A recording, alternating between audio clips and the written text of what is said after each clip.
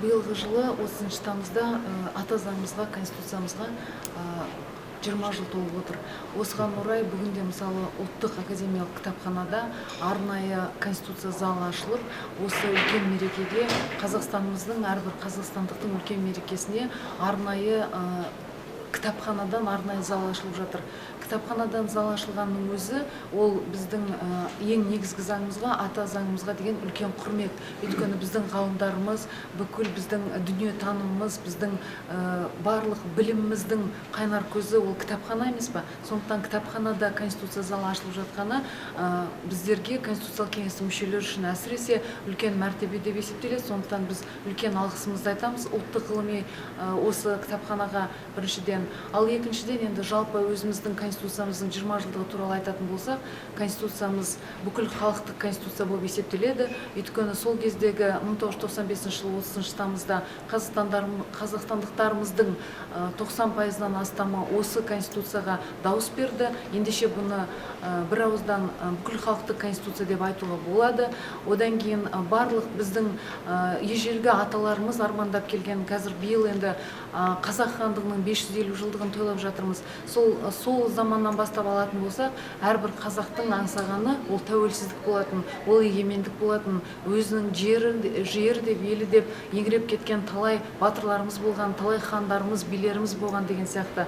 Соның барлығын қарап отырсаңыз, бүгінгі біздің негізгі заңымыз осы ата-бабадан келе жатқан барлық ежелгі біздің бойымыздағы жаңағы заңдылыққа деген, билікке деген, әділеттілікке деген біздің бойымыздағы бүкіл құштарлығымызды дау-дамайды шешкен кезде билерге құлдық еткеніміз жай ғана қара халық емес, сондай-ақ біздің хандарымыздың өзі билік айтқан кезде оған құлдық еткен болатын.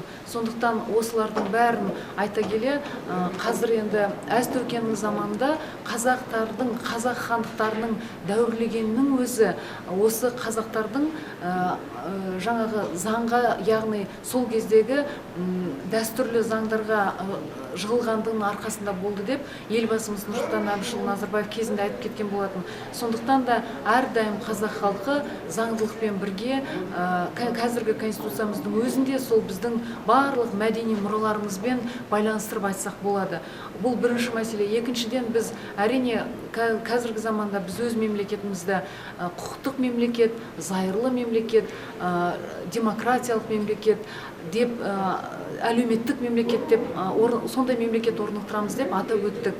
Дегенмен де біз бүкіл өзі құқықтың орындалуы, конституцияның үстемдік етуі осы Қазақстанымызда ол ең алдымен адамдардың, әрбір қазақстандық тұрғынның құқықтық сана сезіміне байланысты. Құқықтық сана сезім дегеніміздің өзі ол біздің мәдениетімізге байланысты. Егер біз өзіміздің салт дәстүрлерімізді, өзіміздің ата-бабадан бойымызға сіңген, жаңа үлкенді сыйлаудан бастап, сондай бойымызға сіңген қасиеттерді, мәдениеттілікті бойымызға дарытып, соны әрі қарай сақтап, болашақ ұрпақтарымызға беретін болсақ, біздің құқықтық сана сезіміміз де соғұрлым жоғары болмақ. Ал құқықтық сана сезім жоғары жерде, ол жерде заңдылық та болады, конституцияға деген құрметтеу де болады. Әрбір азаматымыздың конституциялық жаңағы конституцияға сәйкес заң жолымен жүргені, заңдылық шегінен аспау деген сияқты осылардың барлығына біз осы ата заңымыздың арқасында, ата заңымыздың үстемдік құруының арқасында жетеміз деген сенімдемін. Сол кезде тарихи деректерге қарайтын болсақ, әрине бұны тарихшылар көбірек айтады, жақсырақ біледі, бірақ дегенмен де біз өзіміз оқыған деректерге қарағанда хандардың өздері билердің жаңағы шешкен биліктеріне құлдық еткен болатын. Дау-дамай туған кезде билер, мысалы сөз айтқан, тіпті Ордабасы тауына жиналған кезде тарихтан білеміз, Қазыбек би, Әйтеке би, Төле би жиналған кезде не үшін жиналды? Бүкіл қазақ халқының, қазақтың басын біріктіреміз деп жиналған болатын.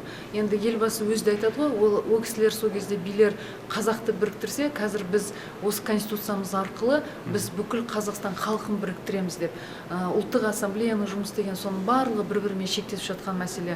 Ал енді біздің конституциямыздың әрбір нормалары біздің жаңағы обычное право деп айтамыз ғой, салт дәстүрге байланысты құқыққа байланысты деп айта алмаймын, тікелей байланысты деп. Бірақ дегенмен де сол жаңағы салт дәстүрді санамызға сіңіріп, сол кездегі ата-бабамыздың келе жатқан жаңа тәрбиені, салт дәстүрге деген оған ұлықтауды, құрметтеуді егер біз білсек, онда біз заңдылықты да, конституцияны да ұлықтап, біз заңдылықпен өмір сүре аламыз. Осы туралы айтқым келді.